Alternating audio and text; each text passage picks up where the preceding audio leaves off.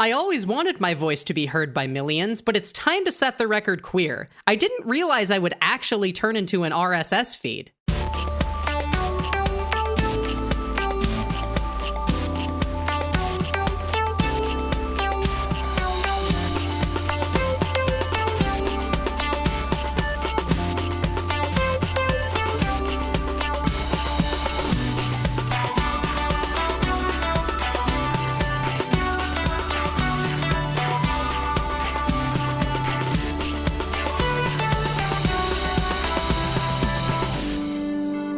Welcome to Setting the Record Queer, a podcast where queer people talk about the pursuits and communities they love.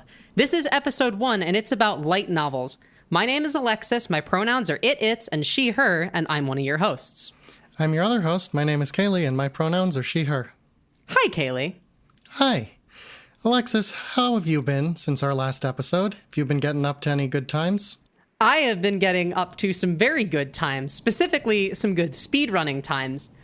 2 weekends ago, and we're recording this like 2 or 3 weeks before it's going to be released for some context, there was a speedrunning community event called the 12-Hour Challenge where everyone did this big community cram session and like learned a new video game in 12 hours, and I learned Metroid for the NES, which, by the way, is one of those games on the list of games you shouldn't learn for the 12-Hour Challenge because it's too hard. Anyways, in exactly 13 hours and 1 minute, I was able to finish my first run. Breaking the rules of the 12-Hour Challenge, I guess. Oh, well. And honestly, the game is so much fun. I've been doing almost nothing but playing it. It's really good. I also got another speed run, The Girl and the Robot, into Games Done Quick Express. So that's going to be coming up in October. And I'm really excited to bring one of my favorite games to the biggest stage in speedrunning. How are you doing, Kaylee? I'm doing pretty well. I also participated in the 12-Hour Challenge. I tried to learn Mirror's Edge, but my computer decided that that game was not allowed. So I wound up last minute learning Kirby's Air Ride. Oof. Which is a fun game and a cool speedrun, but probably not something you want to do for 12 hours straight, is what I've learned. Yeah. I've also been, I'm right here as you, and I'm reading my favorite novel, which is The Complete Lord of the Rings, duct taped to The Complete Harry Potter, duct taped to 7 Bibles, and every issue of Marmaduke individually carved onto stone tablets. And I really enjoy the book, but it's so heavy. I can't hold it up. No. Is there a solution to my problem? Well, you see, Kaylee, there is a whole nother genre of novels, and they're called light novels. Okay, you know what? I'm going to have to break character here for a second. Kaylee told me she had a really bad joke for the intro to this podcast. She's been working on it for like 2 weeks. That is worse than I was expecting. Anyways, on this podcast with us, we have a very talented, very wonderful light novelist. Hi, Zandra. Hello, what's up? Hi, what's up with you? Should I do the introductions first? I love go for it. Tell us about yourself. Cool. Who the heck are you? Cool. Well, my name is Alex Zandra. My pronouns are she, her. But you can just call me Zandra. I like to be introduced as Alexandra. But then, we're just talking here. And I guess I'm a light novelist. I guess that's what I do now. I mean, you do a lot of things. Like, when we were initially, getting this podcast started, it was like, okay, so we could have Zandra on for light novels, and Zandra on for game dev, and Zandra on for looking cute while wearing wigs, etc. If you ever do at some point, if you ever come back around to a wig episode, I'm totally here for it. Nice. Let's do it. Good. Pencil it in, episode 2, wigs with Zandra again. Yes. And also did the 12-Hour Challenge. Oh, really? How'd that go? Yeah, that went super well. I got to play a game from my childhood, Cosmo Tank, for the Game Boy. And nice. I love it because it's one of those weird games that tries to be everything. It's a top-down tank game, and it's also a vertical shmup, and it's also a first-person dungeon crawler on the Game Boy. Cosmo Tank's really cool. It's cool. I love it. And I'm, as of now, the second person to run it, so I'm the number 2 in the world. After, I think it's John Carls, right? He also ran that? Is that Author Blues? Oh, Author Blues, the other Frame Savers guy, yeah. One of those two. They actually had an episode that partially featured Cosmo Tank, and I remember it. So, Zandra, let's get into this. Zandra, we're going to be talking about light novels today. Zandra is a noted and talented light novel author who currently has 4 books out, and I'm going to read the titles of all of these books now. Awesome. So her first book is I Asked for Squidmaids, but I Didn't Know I'd Become One. Her second book is My Friends and I Were Granted 3 Wishes by a Cat Goddess, and I Swear I Got Distracted When My Turn Came Around, aka Cat Wishes. Her third book is I Signed Up to Be the Substitute Familiar of a Struggling Witch to Pay My Bills, and I'm Just Now Realizing What I Got Myself Into. And her fourth book, which as of right now has not come out yet, but when this podcast is out, it will have just been released, so you can go read it, is My Friend Took Me to a Feline Therapy Place for My Anxiety, and I'm Starting to Wonder Where the Cats Are. Yes. That is a repertoire of books you've got there, Zandra. I know, and I'm just like, my list of potential light novels is so long. I can't wait to write more, but it's like, I love doing this. It's great, and the fun part is, I just need to tell the title of the book, and people understand, oh, that's what the story is. Yeah. Yeah. So, and it's just... let's just get right into this. These titles. Yes. What's up with this? They're like more than 3 words. They're very... yeah, they helped me discover that if you want your whole product title to fit on itch.io, you need to be using 160 characters or less. So that's why Substitute Familiar broke that record. So now, from now on, I will be keeping myself to that length. But yeah, it's 160 characters. Yep. It's and also if you get it even anywhere close to that, the price will not register. There's no room for the price in the listing. Oh so my gosh. But yeah, it's like I learned, like my friend Talon Lee from Australia, like just at some point took me aside and like explained to me what light novels were. And that was like a little bit like last year. It was like just a little bit like early-ish last year about like, and told me, it's like there's these things, and basically it's a light novel because it's light reading. It's also relatively like short-ish. It's like novella length, like usually 30,000 words or so, and it's kind of halfway between a novel and manga in Japan, because it's a novel, but there's a lot of illustrations. Varies depending on the author and the book, but like that's usually what you get out of it. And like my personal philosophy is like kind of like the campfire rule. I want my books to leave readers in a better place than when they found it. And it means like, if for the layperson is like no bummers. Like this is just like no bad endings. Usually also like no villains. It's just like, no, you just want to read something and have a good time and probably cry by the end of it. I'm so sorry. That's pretty accurate, yeah. Yeah, and it's the titles kind of just come with it, and I fell in love with that whole concept, and I love the fact that this whole genre has a reputation for having like not cumbersome, just like ridiculously long titles, and it immediately sets the tone for how silly it is while also telling you what it is about. And it's basically like a lot of these ideas come just like after my friend like told me what they were, like, oh cool, I have like 15 years of like freeform role-playing logs with a friend that I could just turn into light novels. And I was like, at some point I should probably do that. And then I started doing fake light novel covers on Twitter, where like if I saw like a particularly inspiring image, I would just like quote tweet it and caption it with like a ridiculously long light novel title. And now I still do that. It's just now when something takes off, I just like add it to the list. Like, okay, maybe I should actually write this one. Maybe I should do this. But the thing that sparked it all, like at some point, I just figured, I'll just like turn my old RP logs into books, and because I already have like whole universe set up and everything. But I did start doing because I'm also an artist. I'm not a good artist, but I'm an artist. I think you're a pretty good artist. Aw, thank you. That's kind of the artist way, though. Like, there's always someone better. Until eventually you reach the top of there's some sort of like perpetual motion machine of a bunch of artists, each thinking the other one is better. But yeah, I started doing fake light novel covers, like as commissions and just like for fun. And it got to the point where a friend of mine gifted me a copy of Splatoon 2, so I started playing Splatoon 2, and a bunch of my friends over in Maid Twitter started wondering, like, when are we gonna get the maid outfits for our squids? So, and like even like I saw one of the because in Splatoon 2 for the uninitiated you can draw little postcards black and white using the Switch screen, and one of them was like just a squid in like a maid outfit. So like Squidmaids when. And I decided, you know what? I'm gonna do my thing here too. So I just like got a little capacitive touch stylus and just like drew a fake light novel cover in Splatoon 2. It's like, hey, that's my jam. That's what I do.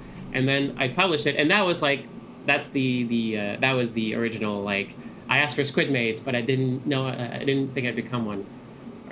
I still mess up the title of my first book frequently. I actually got to see that one in the game before it got pulled. Yes, exactly. Like that's the thing. Nintendo like deleted it, and I got a sternly worded email saying, "Hey, you can't like put promotional material or advertising in the game." And I was like, "Wait, no, it's not a book. It's not an actual book. I do these fake like covers. It's fine. I'll prove you're right. Make the book." So in like 2 weeks of like I just out of spite, wrote an entire like 20,000 word book and illustrated it and put it out, and people liked it so much that this is just what I do now. That's incredible. Yeah, it's just like it. Like my whole career is actually like I could write a light novel about it. Like I just started doing light novel covers, but I never expected I'd become an author. Like coming soon to Zandra's bookstore. All right, yes. Honestly, I think the biggest thing that I got out of hearing that story is that there is, in fact, a part of Twitter called Made Twitter. Moving on. So what I want to talk about next is the light noveling community. What's the, light noveling community like? Is there a community? Is there some sort of centralized hub, a forum, a Discord, that sort of stuff? What's it like hanging out with light novelists? That's the thing, is like there might be one, but I don't know it currently. I do hang out in a bunch of different little communities. Like I have a writing group where we all write like similarly themed kind of like stories. Some of them are working on novels, some of them are working like more short stories, but like it's it's like get together once a week, critique, and like work and help like workshop. I also have like some video game writers Discords that I lurk in, because at some point I just do not have the capacity to keep up in too many conversations, but like I will come back like, okay, cool, let's see what I missed. Hey, what's up, everybody? Yes, I've been here for 6 months. What's new? But also, like, strangely enough, the whole light novel thing kind of like actually brought my Patreon into its current form. Whereas now, it's Patreon for like my videos and a little bit of game stuff, but mostly for my light novels. And at some point I figured, hey, I could start a Discord for that. Why not? And then I pushed the button, and Patreon auto-invited every single of my patrons into it instantly. And I went like, whoops. So there was an overnight little community form, and now it's just like, it's thriving and wonderful and extremely queer, and it's great. And there are like, a section of it is for like creative stuff, and that's where I have some other friends who are writers who also like gravitated towards that. And one of them like started the light novel jam that ran a few months ago, and that was absolutely wonderful. So it's like, I'm sure that there's a bigger, broader community out there. Maybe not here. Maybe it's like, I imagine there has to be like in Japan, where like this is like really more their thing, the like novel stuff. Here is still like still slowly developing, but it's in, there's little pockets of it here and there, and it's great. And it's like there are channels where like there are folks who will just like regularly, like just in the middle of discussion, like, oh, turn this into a light novel title, and at least one person goes, actually this would make a pretty good story. And the great thing about light novels is like I tried doing a comic. There, like, I do not have the energy to make a comic. It is so hard. But I can easily write 20,000 words. I can draw 10 things, and boof, that makes a book. And then I could just like put it out, and a few months later I can make another one. So at this point, we normally ask about what it's like to be queer in these communities, but I feel like we're kind of at a different starting point for that right now, because your experience with light novel writing is already a very queer community. It's like a non-zero number of the people who like hired me to do like fake light novel covers of them like then used those covers to come out. So that's amazing. Yeah, that's really awesome. It's really cool. I'm just like, yeah, it warms my heart. And like, yeah, no, this is like, there might be light novel authors who are like not queer. I assume there are, but they're like, I don't know about them because these are not the circles in which I hang out. Yeah, I mean, Zandra's light novels are primarily, I guess if I could describe them in a few words, would be good gender feels. Yes. Is generally where they tend to go. And I actually, I have a question about that. Mm-hmm. Since I actually did read one of them in preparation for this podcast, which we're going to talk about in a bit.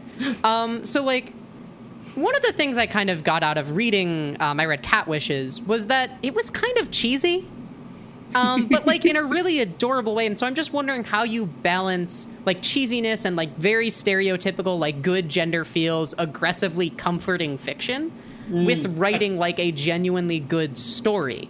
And where kind of your priorities end up. Not that those two things are, like, opposed, but I'm curious where you strike a balance.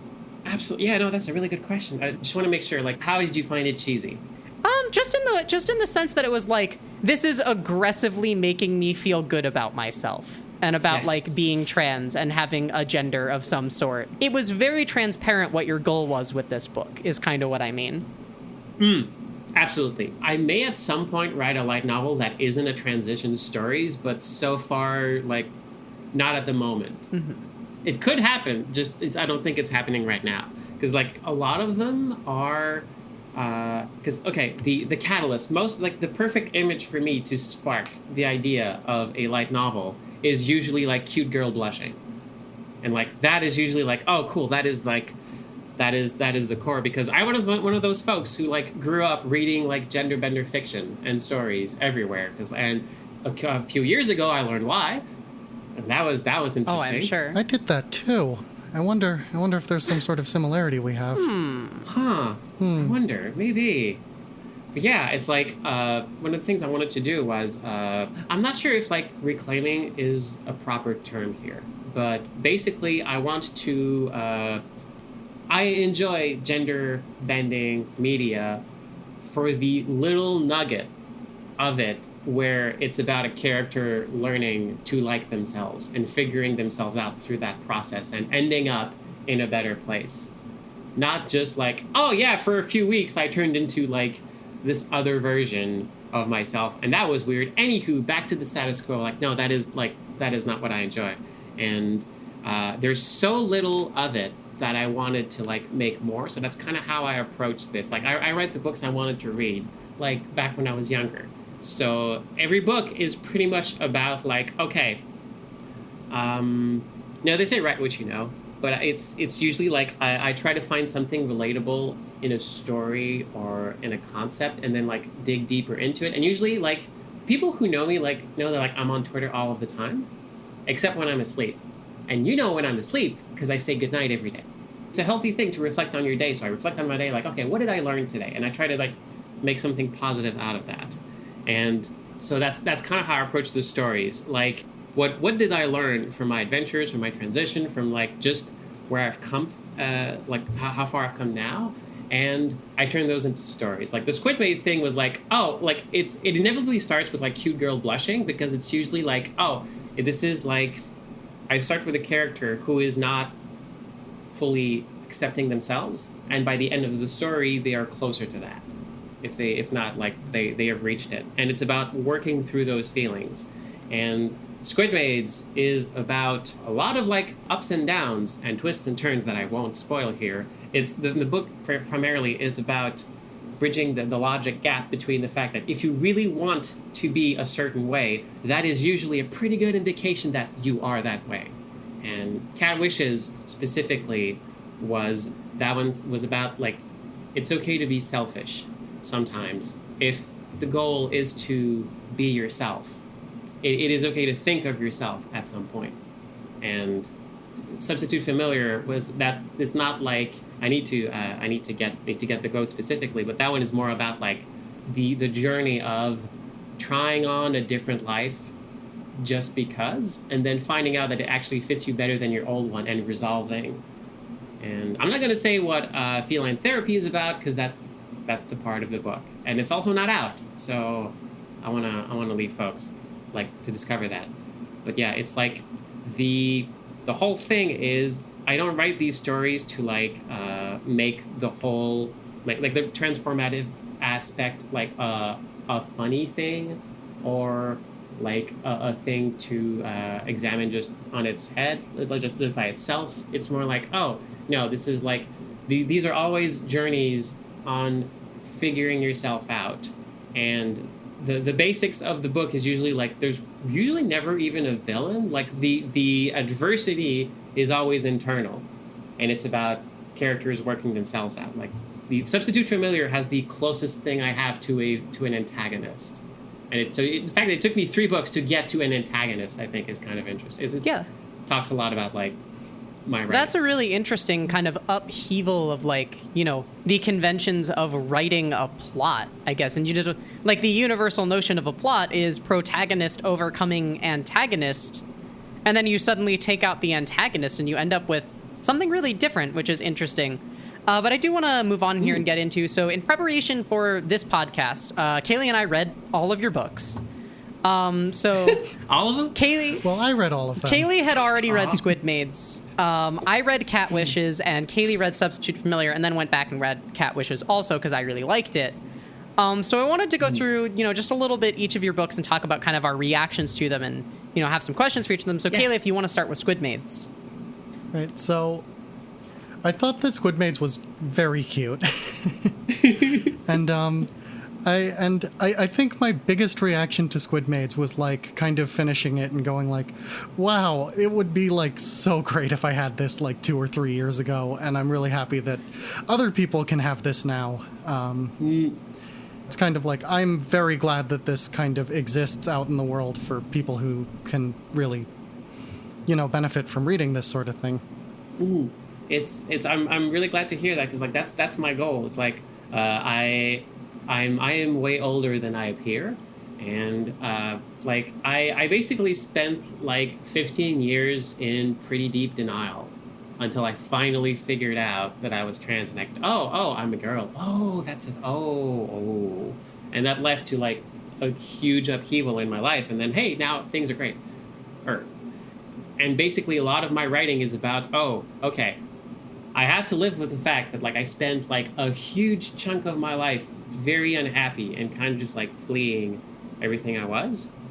So I can't change that. I can't change the past. It's important for me to mourn it. It's important for me to move on. And also it's healthy for me to find out like, there's a positive things that I can draw from it. And a lot of that is inspiration for my books. And ultimately my goal with these books, one of my goals is if I can spare people 15 years of denial too, by just giving them the things that I would have needed back then to figure some stuff out and put me on the path to like self-actualization. If I can help folks get that started earlier, then I'm going to be really happy, and I'm going to feel like, cool, well, this was worth something. That's very noble. That's really cool, yeah. So I read Cat Wishes. And I read this on Kaylee's Kindle. And so what's really cool about this is that the Kindle actually has a little like percentage counter at the bottom of the screen, so you know how far you are into the book. This is cool for 2 reasons. 1, I'm basically speed running novels 100%. 2, this actually allowed me to numerically mark down kind of my reactions to the book as it went on. So I have a little list of thoughts for you here. At about 5% of the way into the book, I was just kind of sitting there like, wow, this sure is wish fulfillment fiction. And I think part of that comes from, you know, spending my fair share of time in denial and being embarrassed for wanting to play as a girl in Mass Effect, etc. At 15% of the way in, I just suddenly was like, okay, I totally get why people read this stuff. And it just suddenly clicked. And then at 50% of the way in, I realized that my prior certainty that I did not, in fact, want to be a cat girl was sort of crumbling. Anyways, moving on. So one thing I did actually want to talk to you about, one very, very specific thing, a like interesting little grammar thing I noticed. I have this little passage cut out from near the end of Cat Wishes. just before and at the start of the chapter Divine Intervention, and this is completely spoiler-free, I think. So, passage reads, this is at the end of the prior chapter. She wishes she could just close her eyes, take a deep breath, and have all the exams be over. And then at the beginning of the next chapter, it reads, the exams were finally over. She closed her eyes, taking a deep breath. So I assume that was intentional? Yes. It's like the character had to take the exams, but the reader doesn't. I could just like, oh. I don't know. I thought that was super cool. Like how you just completely wrap that metaphorical present up for us. Like the parallels, and I know it's literally parallels to the last sentence in the book, but I feel like that really actually kind of got the essence of that time skip in a really beautiful way. Okay, so the other thing I have to ask about in Cat Wishes, neon binary. Seriously. Yes. Seriously. Yes. You're serious about this. Yes. I am very much binary. And I went to Twitter and it's like, okay, well, in Cat Wishes, there's a character who is non-binary. And at some point I was like, okay, I'm writing this book about cat girls, but there's a non-binary character. And so, like, how should I address this? So I basically went to Twitter and says, hey, like, all of my, like, followers who are, like, non-binary, like, what is a non-binary word for cat girls? And a bunch of, like, people blocked about, because I think cat folks came out of it. There was a bunch, and then I think one person, like, at least a couple people independently came up with, how about non-binary? And I went, oh, can I use this? This is great. Yes. And then, also, like, I kind of incorporated that, I had to make the reveal of using that term actually in like a diegetic, like in-world thing, which also came at like, also all these characters are me, by the way. So this the time this is used is about like the one character who is like very embarrassed to use a certain word, and like that is also me in conversations. Big same. It's like everyone is me. It's especially the small mouse in the third book. But speaking of the third book, Kaylee, do you want to talk about Substitute Familiar? Yeah, that one was my personal favorite. Yes. I went straight for... So I read Cat Wishes third, which means that I went straight from book 1 to book 3. And I kind of felt like instantly I could see like, okay, yeah, there are clearly 2 books before this. And like... and like there's clearly like growth here. And I just thought it was really well written.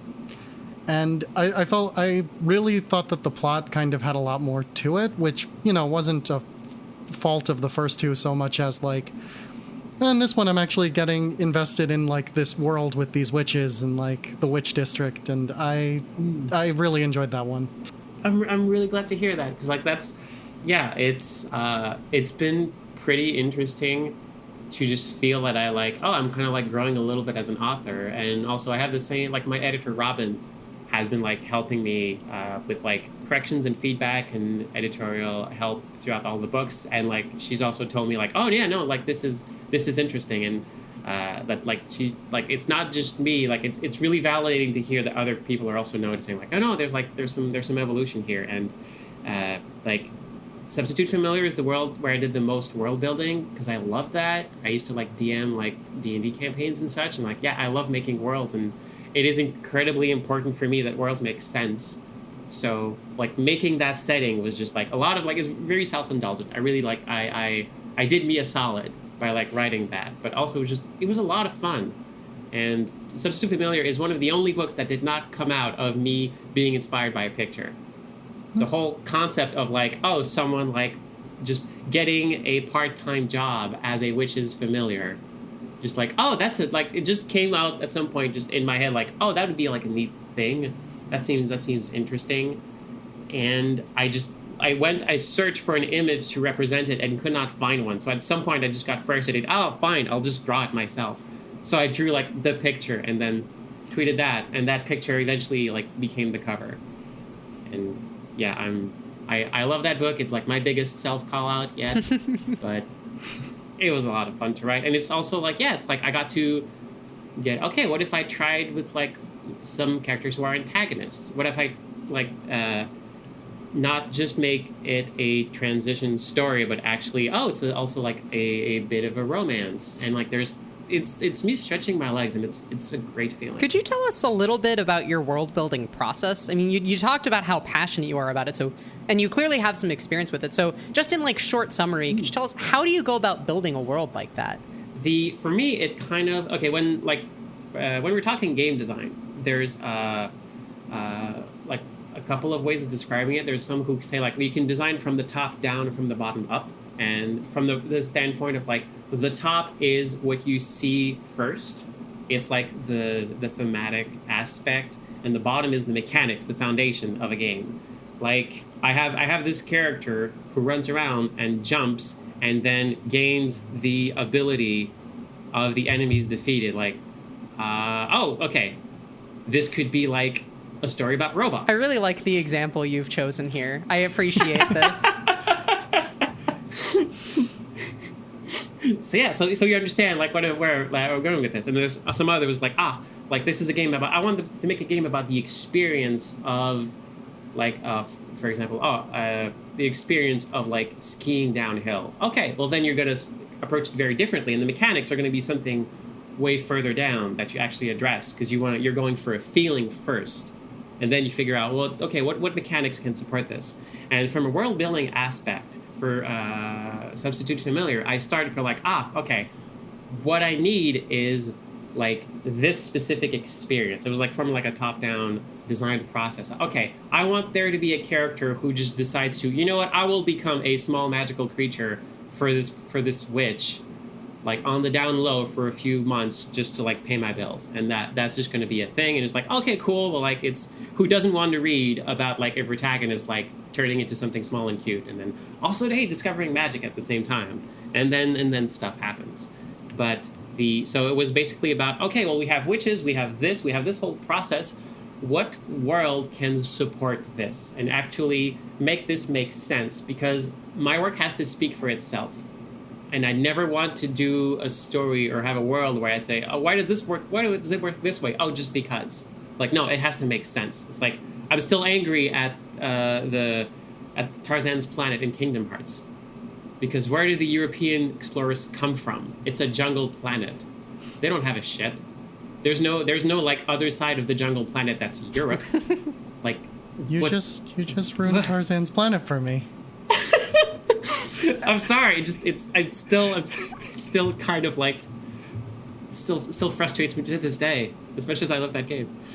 But yeah, so like it's about how does this work? So it's basically, okay, modern world, and then I like, okay, there's witches, and then for that I was inspired from a previous like setting I built with a friend, but I just took like some inspiration. Okay, well, what about the whole thing? Okay, there's another world where demons come from, and they become familiars with the fact by with witches. But like, it is a big deal to say, oh, here it's a modern world, but there's magic. Because like, okay, if there's always been magic, this is incredibly major in terms of how it will affect like the course of human history. So I went with something I could do and say, okay, it's like a kind of Shadowrun approach where like, oh, magic like kind of came to the world like 20 years ago.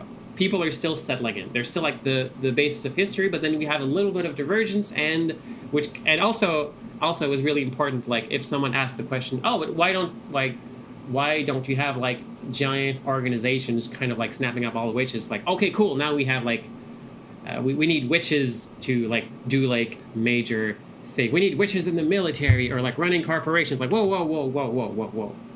Like, no, like, what if like, oh, magic is just, it's neat. It's not world changing. It's just like, oh yeah, no, my aunt's a witch. It's just cool. Anyway, like, where do you want to eat today? It's just like, oh, it's a thing. It's so, okay. So it's just like, it's not a world changing power. It's just something that's really neat. And people are still not totally understanding, but there's like a lot of the time, like in the city, in the story, there's like, oh, a specific corridor where a bunch of the witches and witch adjacent folks just kind of like came to live, and so they kind of like do their thing. So it's like, oh yeah, it is a very obvious metaphor for the queer experience, but it is basically just like, oh, I want to make sure that I get the chance to tell these cool stories, and that underlying all of this, the magic system works and it makes sense, which lets people do their own thing with it if they want. It's always about, okay, yeah, there's like, magic works this way, and there's like these cute creatures you can summon, and eventually like they can grow into different things. And this, if people want to like write fanfics, then cool, hey, here's the tools, go for it. But also it's like I can't write a story that doesn't make sense in some way, which is like Cat Wishes. There's like Cat Wishes has the no, Cat Wishes, not Cat Witches. No, that would be the crossover. Oh, Cat Witches. I'd read that. I would read that. Like Cat Wishes has like, oh yeah, there's like gods who like just grant wishes when humans help them. Like, well, okay, well, how do they pop up? Oh, it's like, well, they've always been there. Just modern technology really confuses them. So it's only recently that they started to become visible because they get like hung up in like more modern day things, and that's why like they're all content. But then like, oh, at some point a friend of mine described them. Oh yeah, so like all of the gods in Cat Wishes are like super powerful grandparents. That's amazing. They don't really know how it works. Like, it's okay, yeah, like, oh, you get them out of a bike. Oh, you got yourself stuck because there was like this. No, it's fine. This is a car. It's good. So you're not, here you go. And like, oh, thank you for helping out of what must have been like this great thing. Here, I will give you like world-changing power as a thank you note. Like, here is a wish. All of these like very silly things, and also very like, major things, are always built on the foundation of the world is made up of good-natured, helpful people. And also basic stuff like, okay, in my books, like sometimes I state it, sometimes I don't, but everyone's basic needs are met. The equivalent of like, yeah, basic income, like free education, free healthcare, subsidized housing for everybody. Like, okay, no, it's fine. There's like, it is a good place to be. No one is stressing out about having their basic needs met, so they can like relax and work on themselves or other stuff. So there's always this underlying layer, this underlying like good stuff layer that, hey, this is a chill place. Like, you can expect the best from people usually. No one's out to ruin someone else's day. And still, there's a lot of like intrigue and twists and turns you can do with a story set in that. It's kind of like, it's a good fit that I started with Splatoon, because there's that setting alone, you can see that there's a lot of, everyone's just like doing their thing. It's I wouldn't say it's a utopia, but from the setting itself, there's a very healthy minimum that everyone like has access to, and that just gives it's good for a wholesome story. Yeah. That's really fascinating. Because I don't know, it kind of seemed like to me in my reading of Cat Wishes that the world was kind of an afterthought, but that is very clearly not the case. But anyway, so we've talked about the 3 books that are out. And when this podcast will have been released, your 4th book, Cat Therapy, will be out for people to buy. And hopefully, so on this podcast, I'm crossing my we fingers. have a little segment that we like to call the Performance Showcase.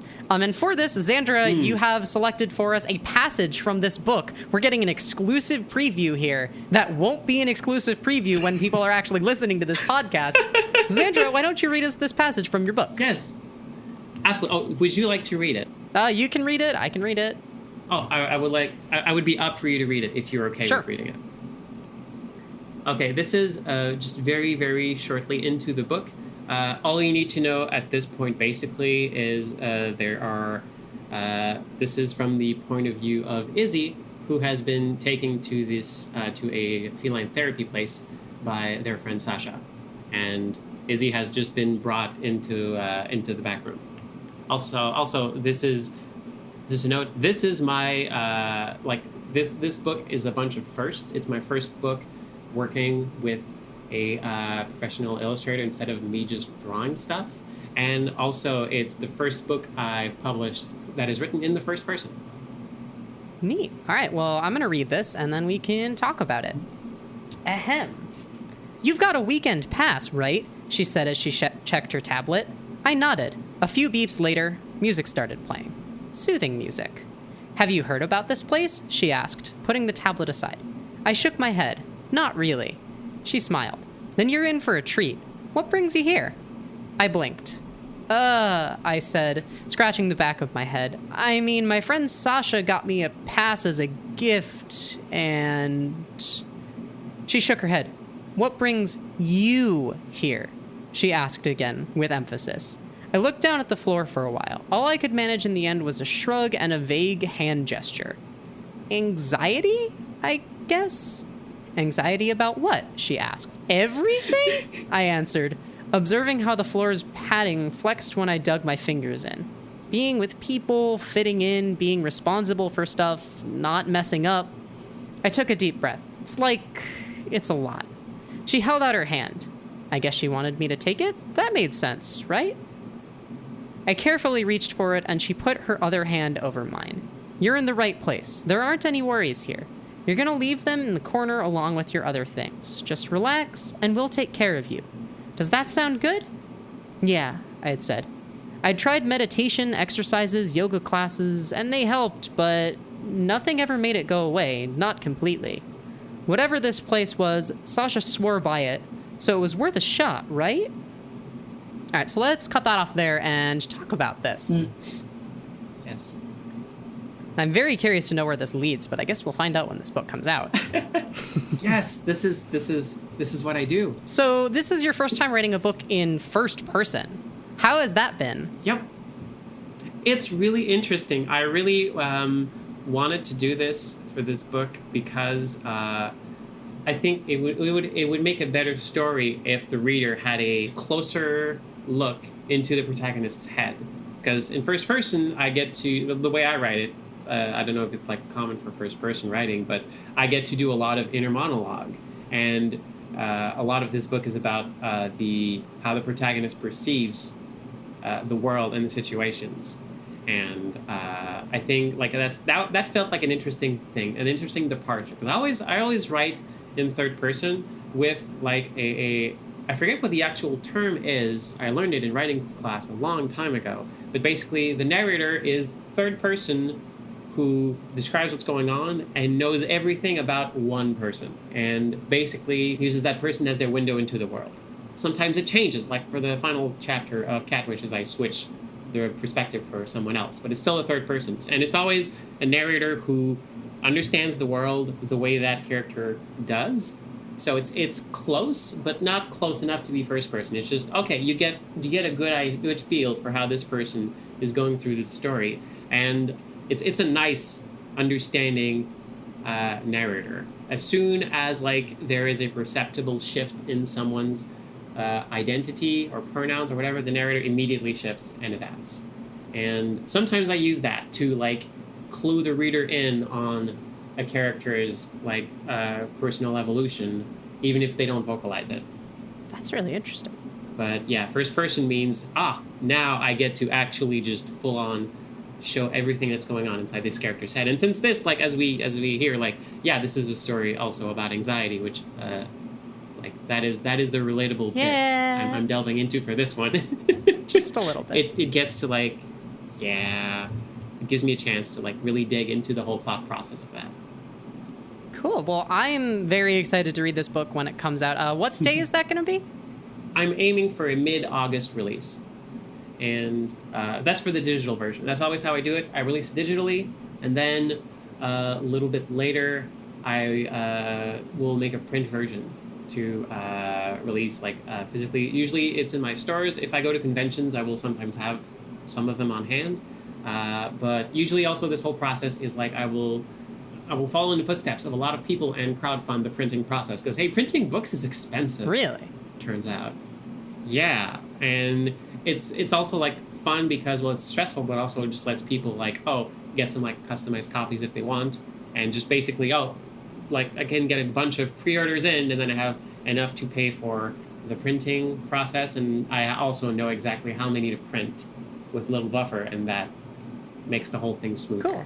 It's fun. All this is the stuff I've been discovering in the past year, and it's been an adventure. I am absolutely sure. Yeah.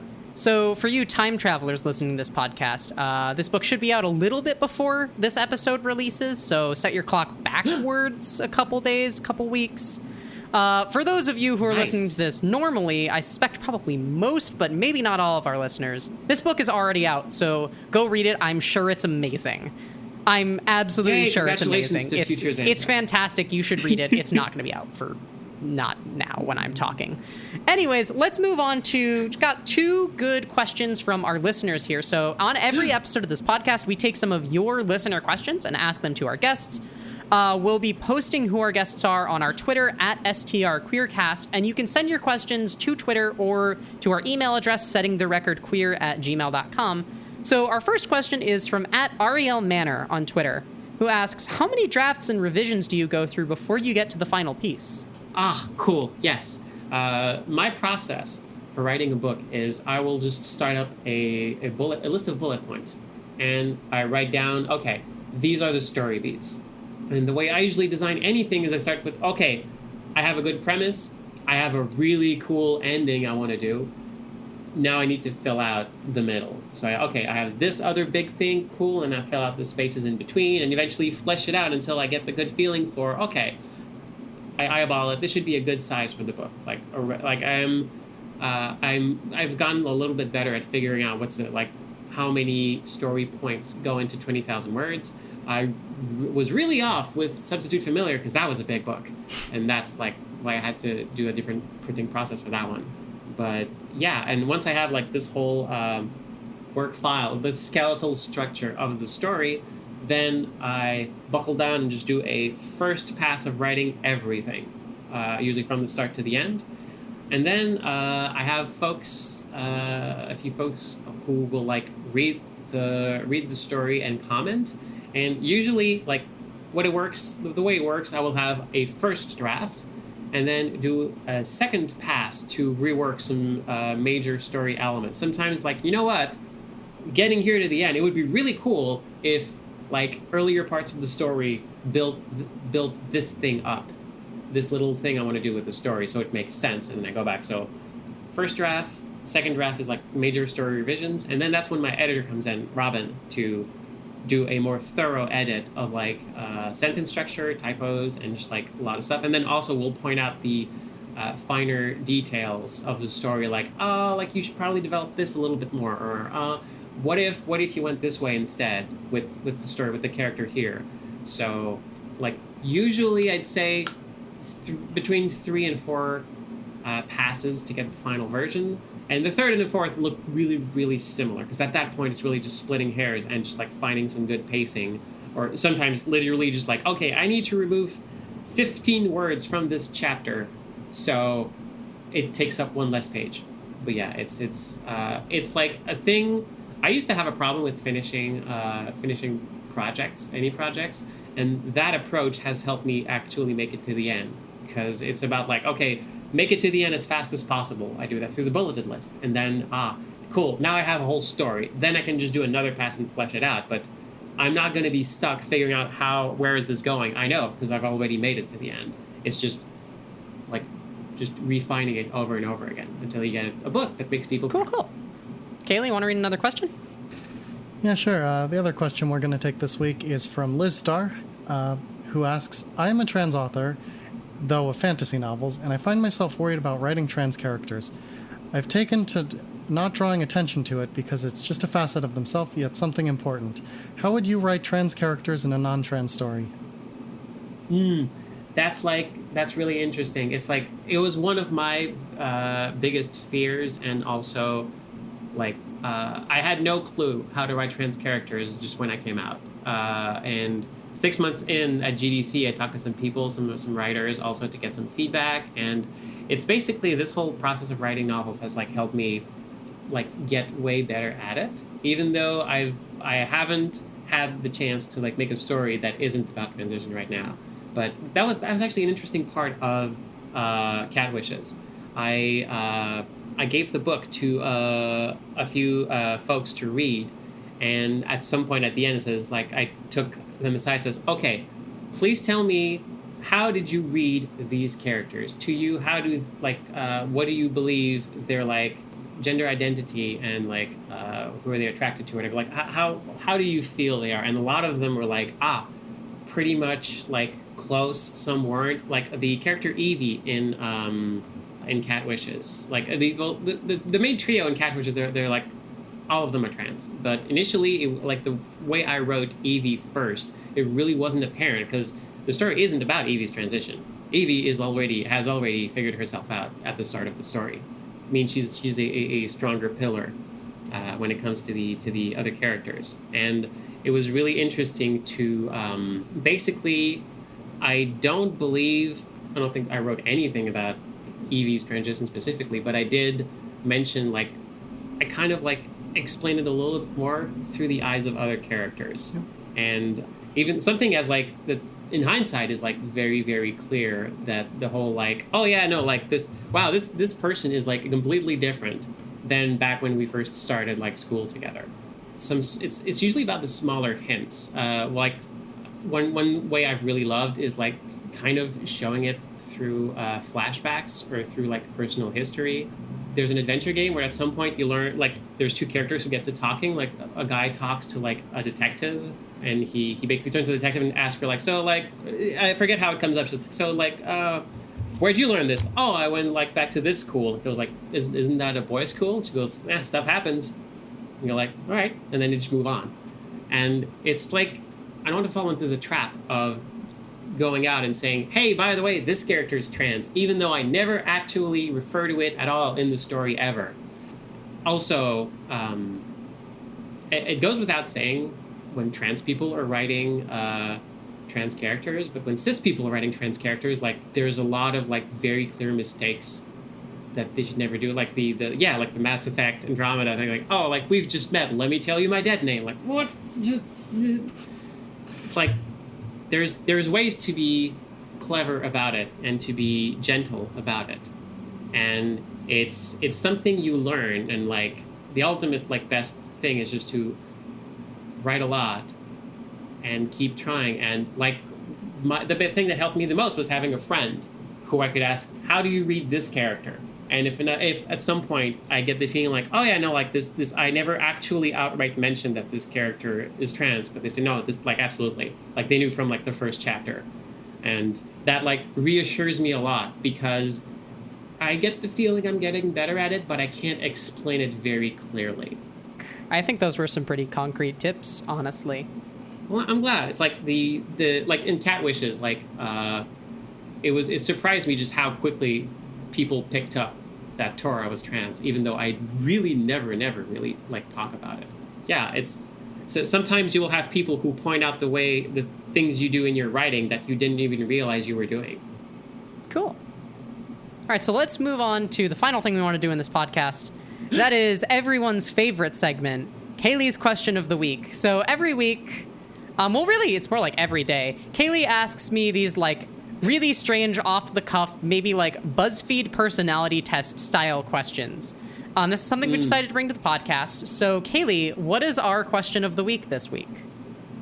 Well, once again, going with a relevant question, we are going to all now describe our lives as a Zandra light novel title.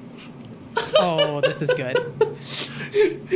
So, as the person who's had all the time to think about this, because it's my question, I'll go first. I met this cool girl at a coffee shop, and now I can't stop playing video games fast. And have I always been this cute? That's amazing. Zandra approves. She's laughing over there.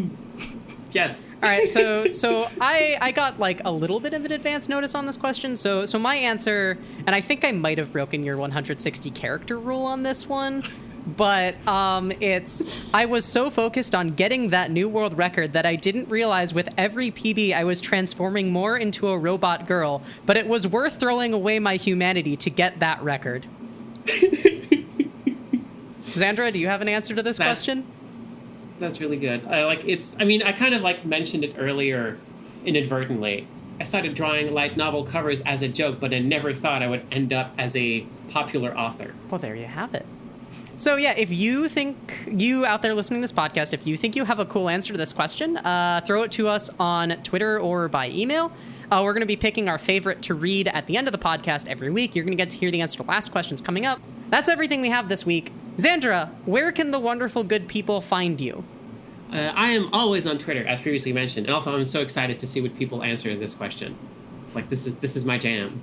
There needs to be more light novels in the world. But yeah, people can find me on Twitter at ZandraVandra, I'm also I have a terribly outdated page at zandravandra.com that I will turn into a link hub at some point. But basically, if you need to find me, I am on Twitter, I am on Twitch, I'm also on YouTube, and I'm also on Patreon. And all of these, just go to the site and type Zandravandra in the username, and that's where you'll find me. If you want to be up to date about the things I'm making, the books I'm writing, and if you want a free copy of the book when they come out, then you should think about supporting me on Patreon. I would appreciate that. That is what is making me live right now. Zandra, where can people find your books? They're all on itch.io. You can just type zandravandra.itch.io and you will find my page, and all of my books are on there.